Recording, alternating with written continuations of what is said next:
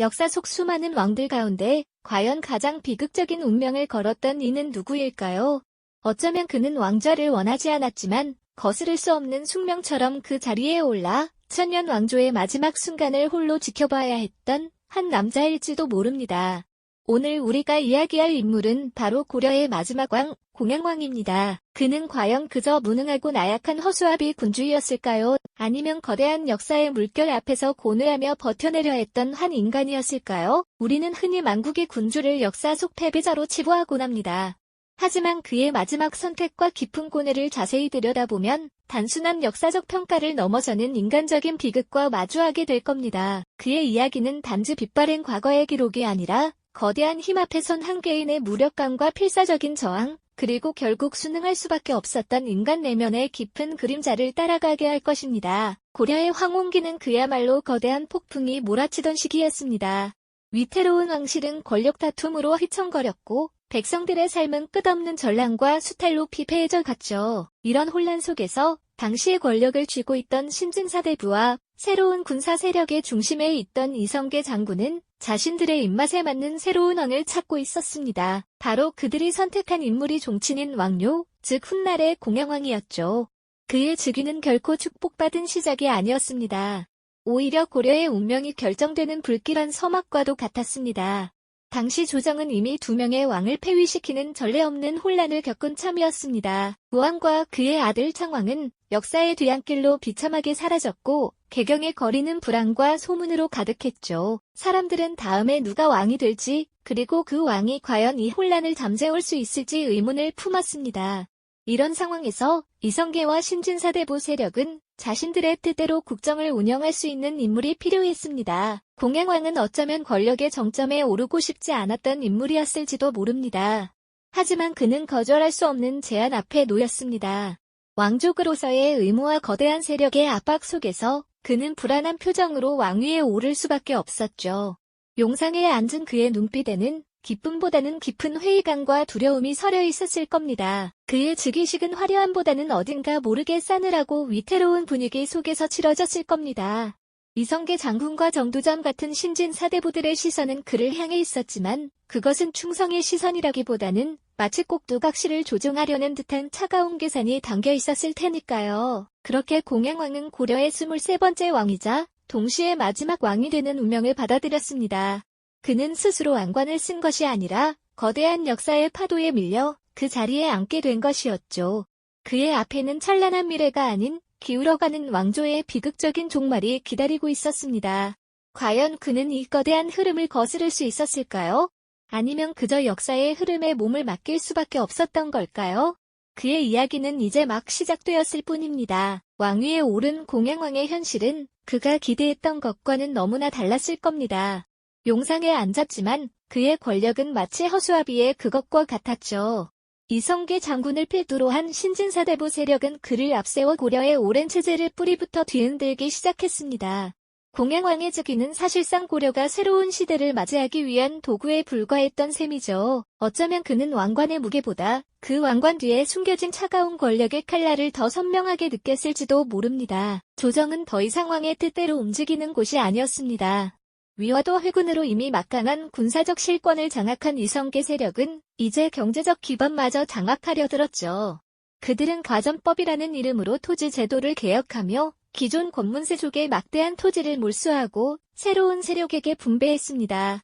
이는 단순히 토지 개혁을 넘어 고려 왕실과 보수 세력의 경제적 뿌리를 송두리째 뽑아버리는 결정적인 조치였습니다. 어전회의에서 신진사대부들이 강경한 목소리로 개혁을 주장할 때 공양왕은 그저 묵묵히 앉아 그들의 논리를 듣는 수밖에 없었을 겁니다. 그의 침묵은 왕으로서의 존엄을 지키기 위한 고뇌였을까요? 아니면 이미 모든 것을 포기한 체념이었을까요? 궁궐 밖을 응시하는 공양왕의 시선은 늘 쓸쓸했을 겁니다.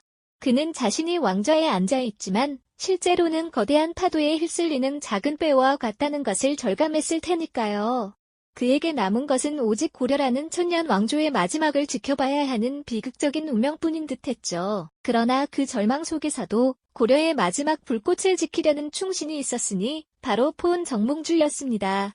그는 이성계 세력의 급진적인 개혁과 역성혁명 움직임에 맞서 고려 왕실을 수호하려 했던 마지막 버팀목이었죠. 공양왕에게 정몽주는 어둠 속 한 줄기 빛과 같았을 겁니다.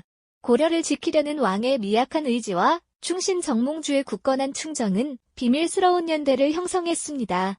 아마 두 사람은 몰래 만나 기울어가는 나라의 운명을 걱정하며 어떻게든 이 위기를 극복할 방법을 모색했을 겁니다.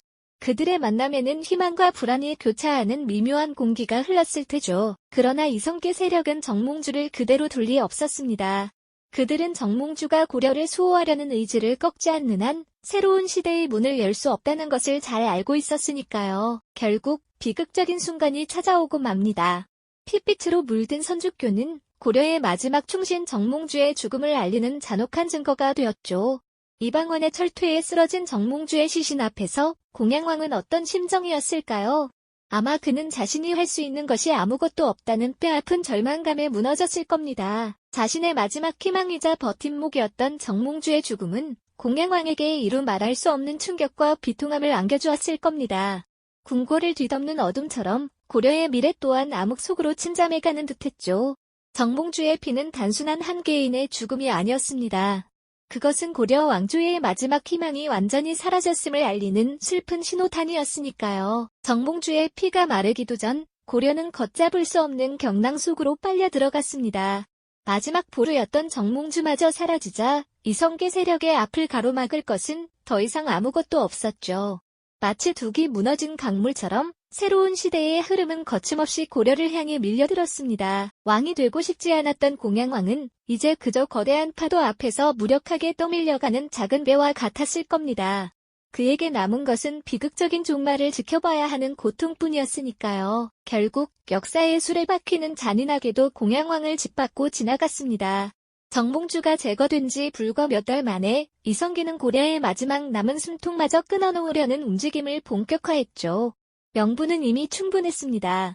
고려는 오래도록 쇠락했고 백성들의 삶은 피폐했으며 왕권은 땅에 떨어졌다는 것이었죠. 이성계 세력은 새로운 나라를 세울 정당성을 차곡차곡 쌓아 올렸습니다.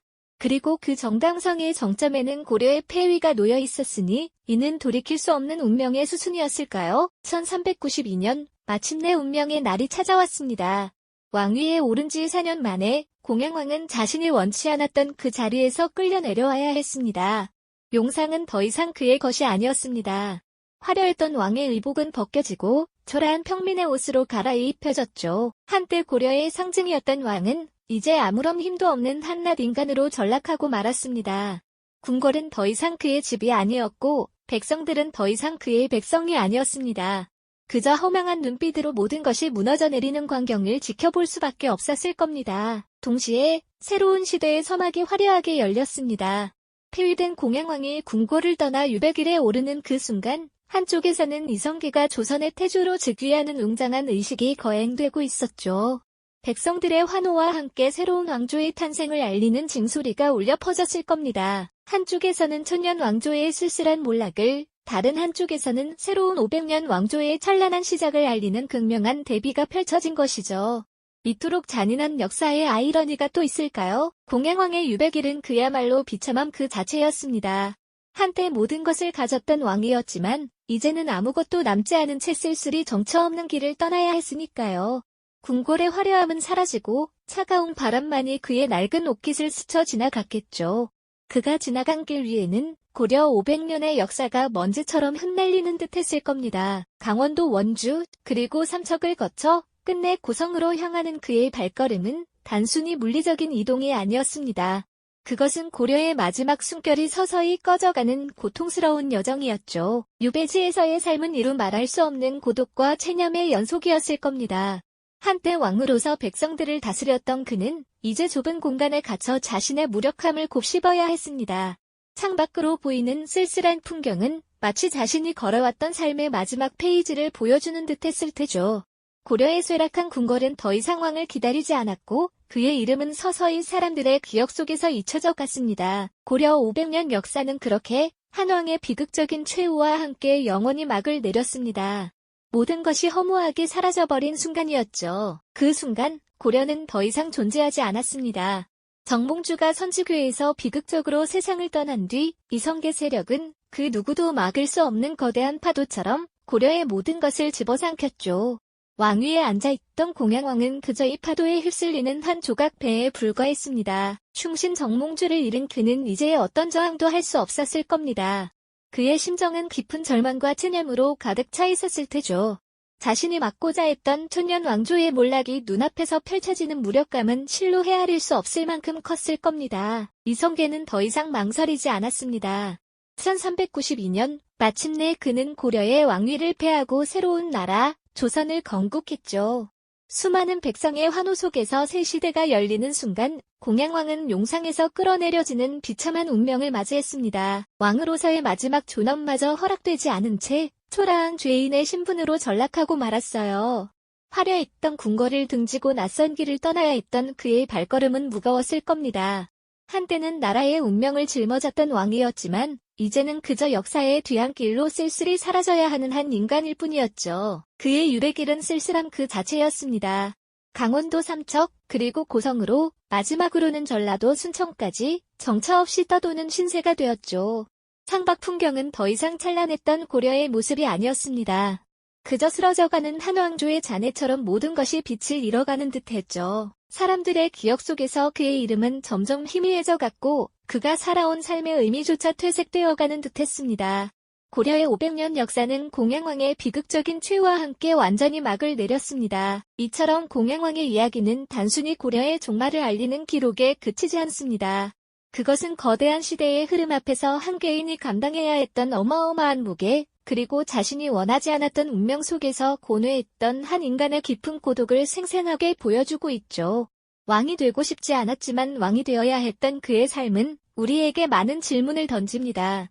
과연 그는 무능하고 나약한 왕이었을까요? 아니면 거대한 역사의 소용돌이에 휩쓸려 갈 수밖에 없었던 비운의 희생행위였을까요? 그의 이야기는 오늘날 우리가 마주하는 크고 작은 변화 속에서 우리의 선택과 역할에 대해 다시 한번 깊이 생각하게 만드는 거울이 될 수 있습니다. 때로는 우리가 통제할 수 없는 거대한 흐름 앞에서 무력감을 느끼기도 하죠. 하지만 그 안에서 우리는 어떤 태도를 취하고 어떤 가치를 지켜나가야 할까요? 공양왕의 삶은 비록 실패한 왕의 기록으로 남아있을지 모르지만 그가 겪었던 인간적인 고뇌와 절망은 시대를 초월하여 우리에게 깊은 공감을 불러일으킵니다. 천년 왕조 고려의 마지막 왕, 공양왕. 그의 이름은 역사의 뒤편에 쓸쓸히 새겨져 있지만 그의 삶이 던지는 질문은 여전히 우리의 마음속에 남아있습니다. 그저 역사의 희생양으로만 치부하기에는 너무나 가슴 아픈 그의 이야기 속에서 우리는 거대한 운명 앞에 선 인간의 연약함과 동시에 작은 저항의 의미를 되새겨보게 됩니다. 다음 이야기에서는 고려를 무너뜨린 새로운 세력이 어떤 방식으로 새로운 시대를 열었는지, 그리고 그들이 꿈꿨던 이상은 과연 무엇이었는지 그 흥미로운 여정을 함께 추적해보고자 합니다. 이 영상이 도움이 되셨다면 좋아요와 구독 부탁드립니다. 여러분의 응원이 제게 큰 힘이 됩니다. 다음 영상에서도 더 유용한 정보를 공유하겠습니다. 감사합니다.